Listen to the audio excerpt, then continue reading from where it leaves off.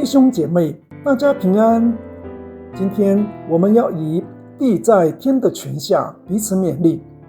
圣经约伯记38章33节。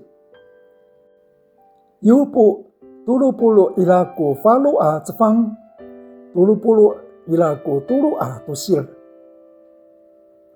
你知道天的定力吗？能使地归在天的权下吗？Mafana ay kisutu lekakawa no kakalayan malalinah sao. Masreng kisu niketun patatulong tu lekakawa no hakal sao. Job chapter 38, verse 33. Do you know the ordinances of the heavens? Can you establish their rule on the earth? 列王记下6章15到17节。Sakatusa no hongti nem azfang lima safau tangasa pitu safau tusir。神人的仆人清早起来出去，看见车马军兵围困了城。仆人对神人说：哀哉，我主啊，我们怎样行才好呢？神人说：不要惧怕，与我们同在的比与他们同在的更多。以利沙祷告说：耶和华啊，求你开这少年人的眼目，使他能看见。耶和华开他的眼目，他就看见满山有火车火马围绕以利沙。Jila satu safak lumuwas ku mataya laini Elisa masarak i paputar no lumai maaraw ningra ku sufitay no Syria ato fa ato palising nangra mi likut to niaro dekal sa cingra ci ilisaan sumual singsiaw awai to kita samaan satu kita han ningra suang sa ci ilisa akakataraw ikaka no aluman nangla ko nika aluman ita han ningra ta mitulun cingra ta pangaw nanay fohatan iso ko mata ningra ta pakaaraw cingra han ningra tengilan no tapang ko itulun ni Elisa sa kuya matayalay ni Elisa minangnang i maaraw ningra ko nipi asef no namar palising ato namar fa i lutuk mitariyok ci Elisaan. 2 Kings chapter 6, verse 15 to 17. When a servant of the man of God rose early in the morning and went out, behold, an army with horses and chariots was all around the city.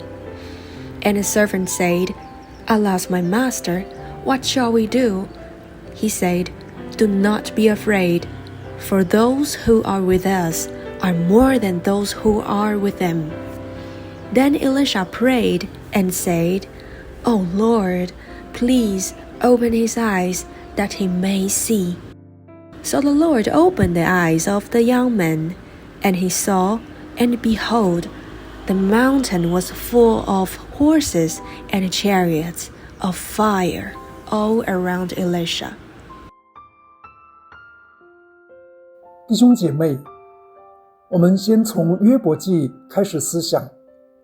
约伯在极大的苦难中，他失去了财产、儿女，身体也受痛苦。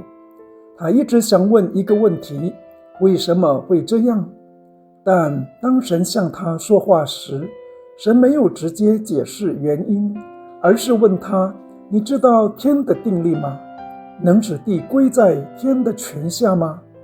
神是在提醒约伯一件事：地上的一切其实都在天上的掌管之中，不是人可以完全理解，也不是人可以控制。这也正是我们的写照。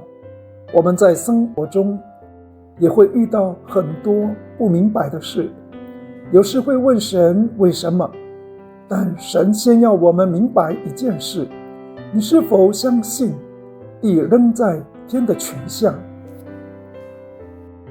接着我们来看列王记下的记载，以利沙的仆人一早起来，看见亚兰大军围城，就非常害怕。他说，我们怎么办？这就是我们常有的反应，看见环境就慌了。但以利沙说，不要惧怕，与我们同在的比与他们同在的更大。然后他祷告，求神开他的眼睛。当他的眼睛被打开，就看见满山有火车火马。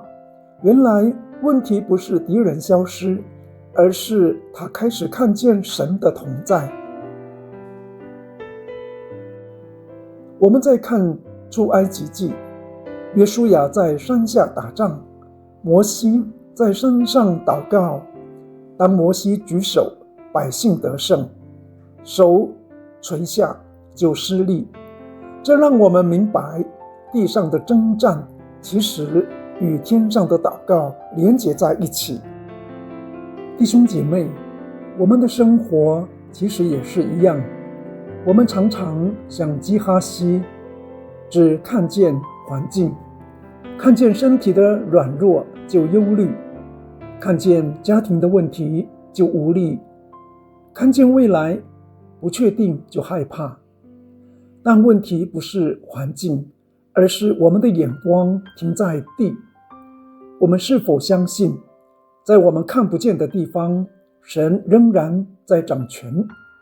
我们是否愿意让神开我们的眼，使我们看见他的同在？我们是否只在山下忙碌，却忽略了山上的祷告？这些都是我们需要在神面前反省的。有一个弟兄，年轻的时候很认真工作，但后来因为生活压力加上朋友影响，开始喝酒。一开始只是应酬，后来变成习惯，再后来变成离不开。家里的关系开始破裂，孩子不太跟他说话，太太也心很累。有一天晚上，他喝醉回家，坐在门口，没有人理他。那一刻，他突然很安静。他说，他心里有一句话一直出现：你的人生还要这样下去吗？那天晚上，他没有马上改变，但他做了一件很小的事。他低下头说了一句话：主啊，如果你真的在，帮助我。弟兄姐妹，这只是一句很简单的祷告，但那一天开始，他没有再完全一样了。他还是会跌倒，还是会挣扎，但每一次他就再祷告，说，主啊，再帮助我一次。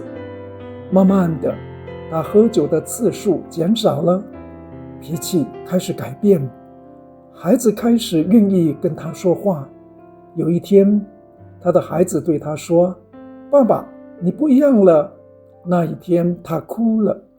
这就是地在天的权下，不是你很强，不是你一下子改变一切，而是当你在地上愿意转向神，天上的权柄就开始运行。弟兄姐妹，当我们面对生活时，要学习活出这个属灵原则。第一，不只看环境，要学习仰望神。当事情发生时，不只是分析，而是先来到神面前。第二，建立祷告的生活，因为真正的转变常常是跪着祷告开始。第三，一面祷告，一面忠心生活，像约书亚一样，在地上尽本分，也像摩西一样，在神面前站立。当我们这样祷告，我们的人生就会慢慢经历改变。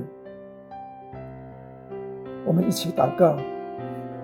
主啊，你是掌管天地的神，当我们不明白时，求你帮助我们仍然相信你，开我们的眼，使我们看见你的同在，让我们在生活中活出这属灵的原则，因为地仍在天的权下，我们也在你的手中。